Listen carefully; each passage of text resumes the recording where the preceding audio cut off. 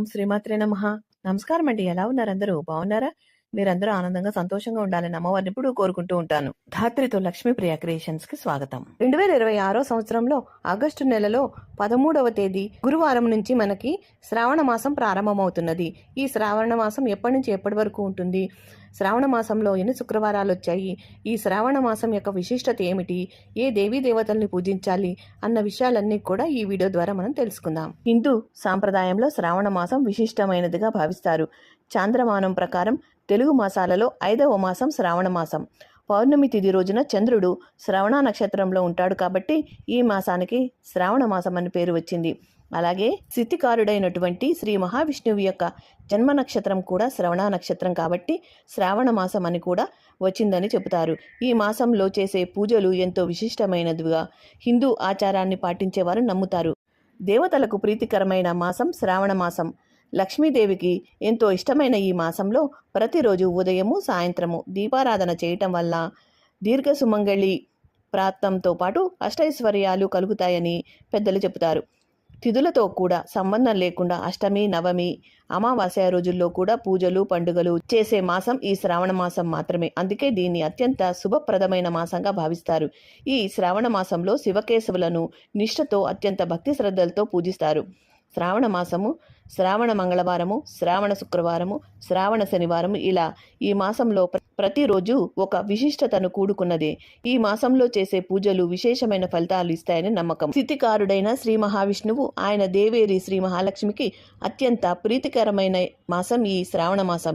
ఈ శ్రావణ మాసంలోనే వ్రతాలు, నోములు, ఉపవాసాలు, పూజలు ఆచరిస్తారు. అందుకే ఈ మాసాన్ని ఆధ్యాత్మిక మాసం అని కూడా అంటారు. అంతేకాకుండా శ్రావణ మాసం మహిళలకు ఎంతో ప్రీతికరమైన పవిత్రమైన మాసం.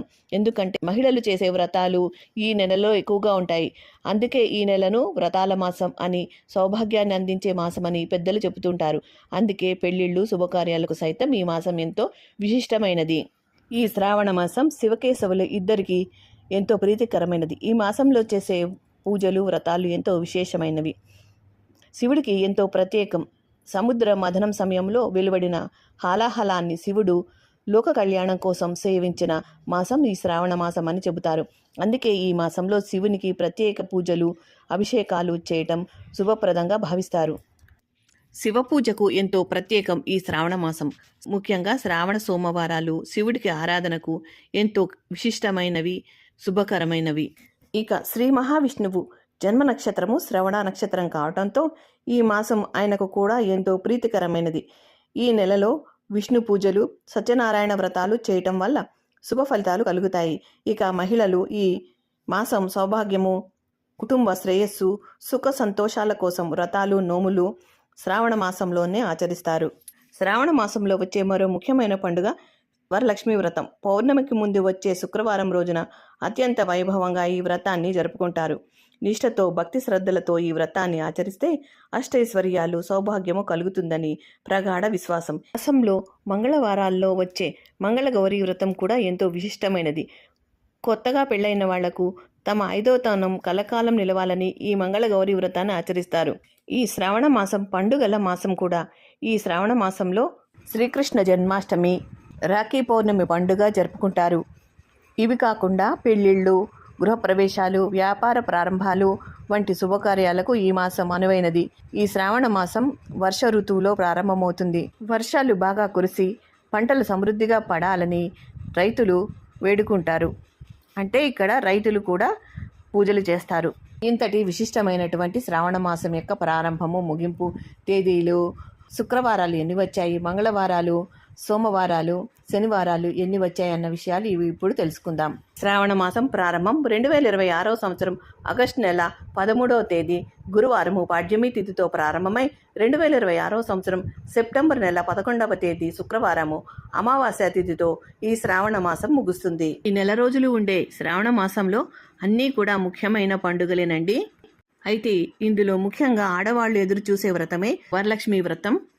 ఈ శ్రావణ మాసంలో మనము వరలక్ష్మి వ్రతం జరుపుకోవటం వల్ల ఆ అమ్మవారు మనకి సిరి సంపదలు, అష్టైశ్వర్యాలు, సౌభాగ్యాలు అన్నీ కూడా కలగజేస్తుంది. అయితే ఇంతటి విశిష్టమైనటువంటి ఈ వరలక్ష్మి వ్రతాన్ని శ్రావణ మాసంలో పౌర్ణానికి వచ్చే ముందు రోజు శుక్రవారాన్ని జరుపుకుంటారు. దీని ప్రకారంగా చూసుకుంటే 2026 సంవత్సరంలో మనకి పౌర్ణమి తిథి అనేది 2026 సంవత్సరంలో ఆగస్టు 28వ తేదీ శుక్రవారము రాబోతున్నది. అయితే మన పురాణాల ప్రకారం పౌర్ణమికి ముందు వచ్చే శుక్రవారం రోజున వరలక్ష్మి వ్రతంగా జరుపుకోవాలి. కాబట్టి ఈ సంవత్సరం అంటే 2026 సంవత్సరం ఆగస్టు 28 కంటే ముందు వచ్చే శుక్రవారం ఆగస్టు 21వ తేదీ శుక్రవారం రోజున జరుపుకోవాలండి. ఈ 2026 సంవత్సరంలో మనకి 4 శ్రావణ శుక్రవారాలు అయితే వచ్చాయి. మొదటి శ్రావణ శుక్రవారం ఆగస్టు 14వ తేదీ ద్వితీయ తిథితో వచ్చిందండి. రెండవ శుక్రవారం ఆగస్టు 21వ తేదీ నవమి తిథితో వస్తుందండి. ఈరోజే మనము వరలక్ష్మి వ్రతాన్ని జరుపుకుంటాము. మూడవ శ్రావణ శుక్రవారం ఆగస్టు 28వ తేదీ పౌర్ణమి తిథితో వస్తున్నది. ఈ పౌర్ణమినే శ్రావణ పౌర్ణమి, జంధ్యాల పౌర్ణమి, రాఖీ పౌర్ణమి అని పిలుస్తారు. ఇక ఆఖరి శుక్రవారం 4వ శుక్రవారం సెప్టెంబరు 4వ తేదీ అష్టమి తిథితో వచ్చిందండి. ఈ రోజునే కృష్ణాష్టమి, గోకులాష్టమి జరుపుకుంటారు. శ్రావణ శుక్రవారాలే కాదండి, ఈ మాసంలో వచ్చే మంగళవారాలకు కూడా విశిష్టత ఉన్నదండి. కొత్తగా పెళ్ళైన వారు ఈ మాసంలో మంగళ గౌరీ వ్రతాల్ని ఆచరిస్తారు. అలాగే పెళ్లి కాని మహిళలు మంచి భర్త లభించాలని మంగళ గౌరీ వ్రతాల్ని ఆచరిస్తూ ఉంటారు. ఈ సంవత్సరం 4 మంగళవారాలు అయితే వచ్చాయండి. అవి ఎప్పుడెప్పుడు వచ్చాయో ఇప్పుడు మనం తెలుసుకుందాం. మొదటి శ్రావణ మంగళవారం ఆగస్టు 18వ తేదీ షష్ఠీ తిథితో వచ్చిందండి. రెండవ శ్రావణ మంగళవారం ఆగస్టు 25వ తేదీ త్రయోదశి తిథితో వస్తుంది. మూడవ శ్రావణ మంగళవారం సెప్టెంబర్ 1వ తేదీ చవితి తిథితో రాబోతున్నది. ఆఖరి శ్రావణ మంగళవారం సెప్టెంబరు 8వ తేదీన ద్వాదశి తిథితో వస్తున్నదండి. ఆ శివయ్యని పూజించుకునే శ్రావణ సోమవారాలు ఈ శ్రావణ మాసంలో 4 వచ్చాయి. ఇక శ్రావణ శనివారాల్లో మనము వైకుంఠనాథుని పూజిస్తాము. అవి కూడా ఈ శ్రావణ మాసంలో 4 వచ్చాయి. కనుక ఈ మాసం అంతా ఎంతో విశిష్టమైన మాసం.